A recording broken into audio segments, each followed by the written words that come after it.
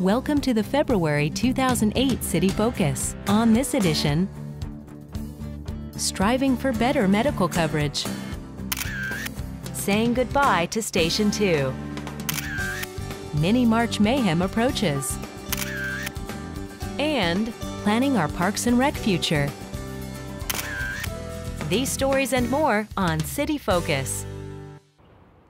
Citizens tell us there's no more important service we provide than public safety. Responding to medical emergencies as quickly as possible is a priority for our fire department, and Chief Larry Hodge believes there's a way, with a little help from our friends, to improve response times.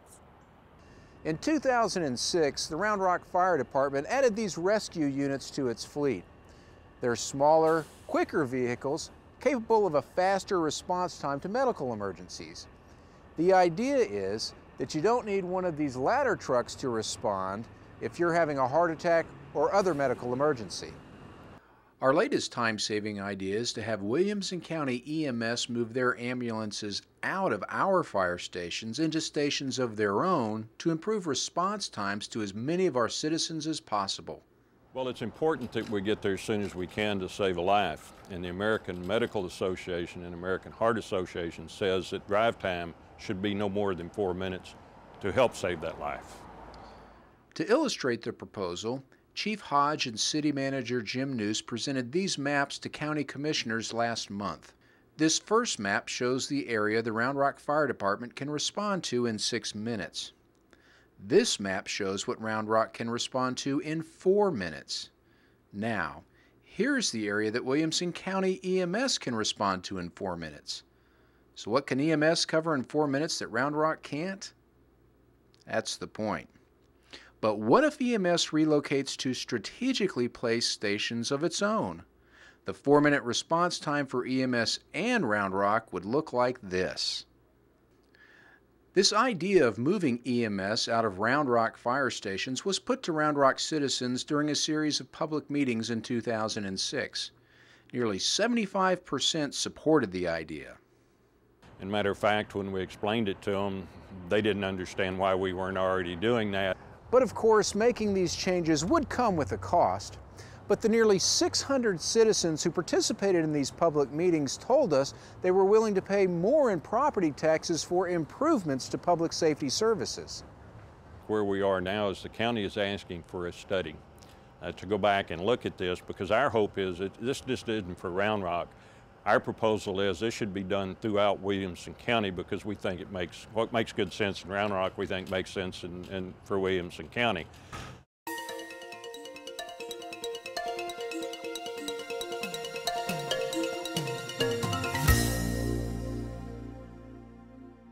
Most know that Round Rock is the 13th safest city in the country, but that doesn't mean we shouldn't know what's going on in our neighborhoods.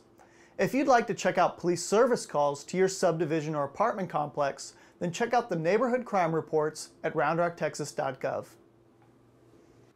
From the city's homepage, navigate to Departments, Police, Neighborhood Crime Reports, or you can surf directly to roundrocktexas.gov/crime reports. Here you will see a page with information about the different crime analysis reports that are prepared by the police department. Before you delve into looking at the various reports, you should have a look at the link titled "A Few Notes on Interpreting These Reports." This PDF file will serve to put the data you'll look at into context. Another helpful tool is the map of the different neighborhoods in the city for which reports are created. This way you can see exactly which neighborhood to look at for your report. Clicking on a neighborhood or apartment complex name will open a PDF showing various data related to police activity in the area. At the top of the document, there is information on how to interpret the data and a map showing the area at the street level. Below that is a graph of total calls by month over the previous 6 months with data available, and a chart of the most frequent calls. Finally, there's a large table of calls by type and disposition. Here you can get a more detailed view of why an officer was dispatched to the area. We live in a safe community, and using the information at roundrocktexas.gov/crime reports, we can keep up with what's going on around us.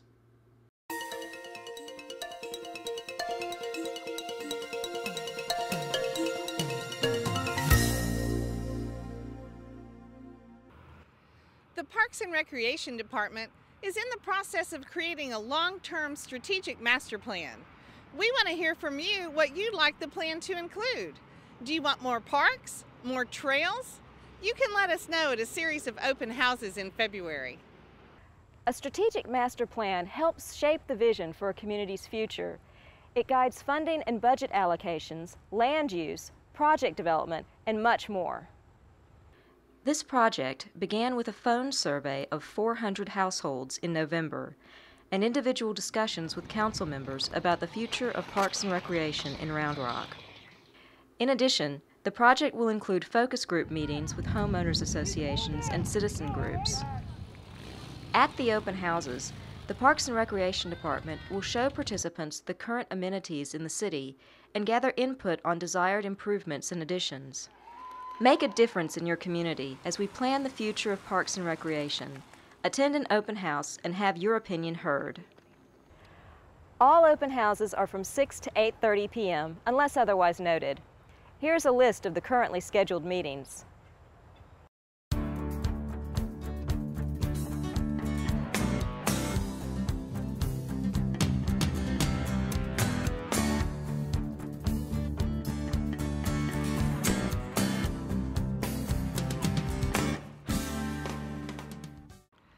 The City of Round Rock Youth Basketball Program sets itself apart again in 2008 with the Gaddyland Mini-March Mayhem Tournament. For the second consecutive year, the City of Round Rock has partnered with the Austin Toros and Gaddyland to host the Gaddyland Mini-March Mayhem Tournament for youth boys basketball. In the event, teams in the Round Rock Parks and Recreation Youth Basketball Division I League are renamed to represent one of the major university teams expected to compete in the NCAA March Madness tournament this spring. This tournament is going to allow us to stand out. When you talk about the programs that we have out there basketball-wise, this is going to be the top and premier program in this area. Our Mini March Mayhem is going to set us apart. The youth teams are seeded in the tournament according to selection committee, just like in the real March Madness, and the teams will compete on the Austin Toros home court. The winning teams will be recognized during the Austin Toros game on March 1st. Check out our boys basketball superstars as they hit the Austin Toros home court on March 1st.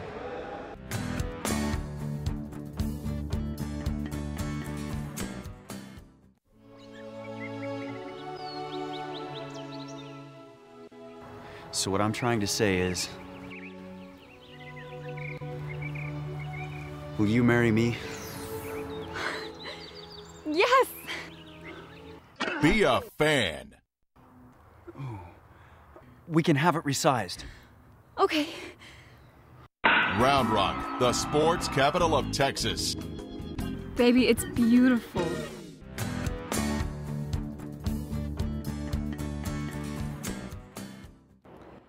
Old Fire Station number 2 is being torn down to make way for a new city hall. What you may not know is before it was a fire station, Public Works office here. And before that, it was the police headquarters. It's also been home to the city council chambers and a dog pound. There's a lot of history in this building. It was built in 1976, our nation's bicentennial. It was paid for with a federal grant and was the city's public safety building. While it may not look like much now, particularly as the fire department is cutting it apart for training purposes, this was once one of the most important buildings for local government. We have had emergencies managed from that building when we had all the flooding on Lake Creek. That was the emergency center for the city. We've had some tumultuous city council meetings in the fire bays. Ray Litton resigned his mayoralship in the late 70s in that building. And I can remember the one meeting where Trudy Lee Rogner was appointed the first woman on the Round Rock City Council, and it was in that particular building. While any number of important events, meetings, and decisions were made here, it was still very much a bare-bones building that could get a little loud at times. Just across the street from the railroad track, and as Nancy noted, it was once home to the dog pound.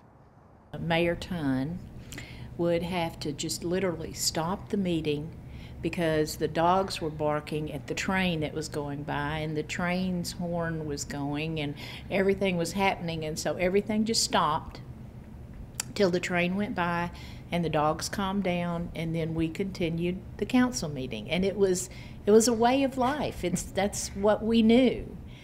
The police department stayed in the building about 10 years, outgrowing the space as it expanded its force to keep up with the city's growing population. I remember we were all kind of cramped in. There were about three offices. You know, Stan Simpson was here back then, and he was in an office that was youth services, and then we had Dale Swafford, who was the lieutenant over criminal investigation, and then we had Chief Wolf up front. And we had a little probably about an 8x8 room that constituted the whole dispatch center. When the police department moved out, the public works department moved in, and the building remained a noisy and sometimes smelly place to do business. One of my fondest memories was they used to fire up the fire trucks every morning to get the, just make sure everything worked, and they would do it in the station. They'd back them right out, pull them out onto the apron, and the fire trucks would be firing off their exhaust in there, and it'd all get caught up in the HVA system, and we'd choke out for, 15 or 20 minutes, and it took a couple of years before we got some sort of an exhaust system repair going. And then they also had their weight room right next door with, one-sided walls, and we had C.L. Domel was lifting weights at the time, and they used to go in there and they would yell back, "Yeah, push it, push it, push it," and we'd be in the middle of conferences and stuff, and you hear the weights clanging, and "Good job, you're tough, you're strong." So, it was there was a lot of make-do at the time to make sure that we had the space. We were growing like crazy, and the spaces weren't always optimum, and we had a lot of sharing going on. After Public Works moved out, the fire department had the building to itself and used the facility until last year when a news station 2 opened. This plain building was definitely a make-do space for the city. Its demolition will make way for the new city hall that will be designed with specific needs in mind. It is really a place for the citizens to come to have public meetings. It's going to be a lovely gathering place, but the real business, water billing and getting your plats done and stuff will be done at other locations, and this will be where the council will have meetings and the different commissions will meet. The new city hall will be located next to the Baca Center and McConico building, both of which opened in the last few years. And while certainly not extravagant, they represent a significant step forward for city facilities and represent a growing, increasingly prosperous community. Bob Bennett remembers the humble beginnings before Dell, Westinghouse, or any other major employers came to town, when all Round Rock had was a vision of what could be. The federal government had lots of money in those days, and so grants to small towns in particular were not hard to get, especially as needy as the city of Round Rock was. The city had nothing. I don't mean kind of, sort of, I mean nothing. It was mostly the idea of a lot of people. That's what this place is. There's no natural resources. Meeting on top of the dog pound is a humbling experience. And but the city fathers, and they always had high hopes, great expectations for this place. So they were willing to sort of live in the substandard and work in substandard, and so were the employees. I mean, the story of this place is one of turning nothing into something and something significant, and people that are all doing it now are taking it to another stage. It's even grander than anything we've seen so far. It's fantastic. All around me, let's do the rock.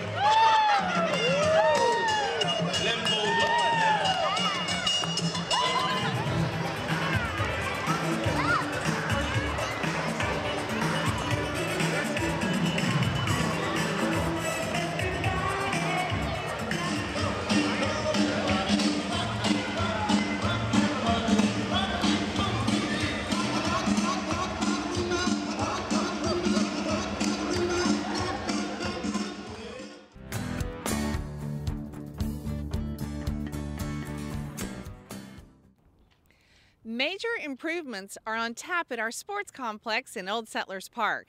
Terry Wagoner has the details on these projects and how to register for the spring baseball season. Last year, City Council approved funding for upgrades to the sports complexes at Old Settlers Park. When all phases of construction are complete, the complex will reflect Round Rock's status as the sports capital of Texas. The project includes a new girls' softball complex and renovations to 20 baseball fields, as well as drainage improvements to reduce cancellations due to rain and covered spectator areas. Construction begins late January and is slated to be complete in February of 2009. So for the next year, you'll have to pardon our dust as we improve each complex. With the facility upgrade comes a new management approach by the city. Working with multiple organizations for league play and tournaments has been a real stumbling block for scheduling and maintenance best practices. So representatives from Sam Bass Baseball, Round Rock Youth Baseball, and Old Settlers Express Baseball have been working together since August to create a new unified organization. This unification is not yet complete, so to simplify the spring registration process, parents registering their children for baseball should contact Round Rock Youth Baseball, Sam Bass Baseball, or Old Settlers Express Baseball directly, as they've done in the past. The new Unified League will begin taking registrations this summer, and the sports complex improvements will be ready to go for spring 2009.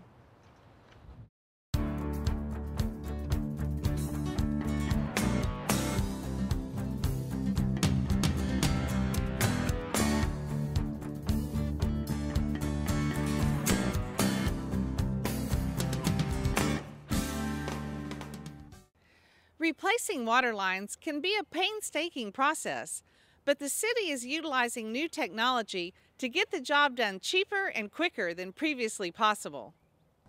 If you have driven along Gaddiscoll Road in the past few months, you have probably noticed some utility work going on in the neighborhood across from the rec center. The city has contracted with Murphy Pipeline Contractors to upgrade 17,000 feet of aging 6 and 8-inch pipeline to brand new 8-inch pipe. The old water lines have been in the ground for between 25 and 30 years and break easily when the soil shrinks or swells. Fixing these breaks means headaches, as streets and driveways are torn up to make repairs.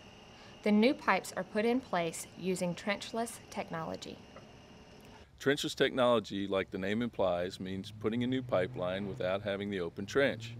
Boring, directional drilling, and pipe bursting have been used in the city of Round Rock for years. The new water lines have an expected life of around 75 years, so they will not need to be replaced as often as the older pipes. They also cause less headaches for residents. This method of pipe bursting results in residents having their water off for less than 8 hours. It's much cleaner in the neighborhood and less intrusive, and it results in 25 to 30% cost savings, which will result in millions of dollars savings to the city. The city of Round Rock is one of the first communities in Texas to use this innovative technique, and so far, the project has gone relatively smooth. We've had a few minor hiccups, but many of these will be avoided in the future as we learn more about this process. Our utility infrastructure is of key importance in Round Rock, and we expect our longer-lasting water lines will do their jobs for decades to come.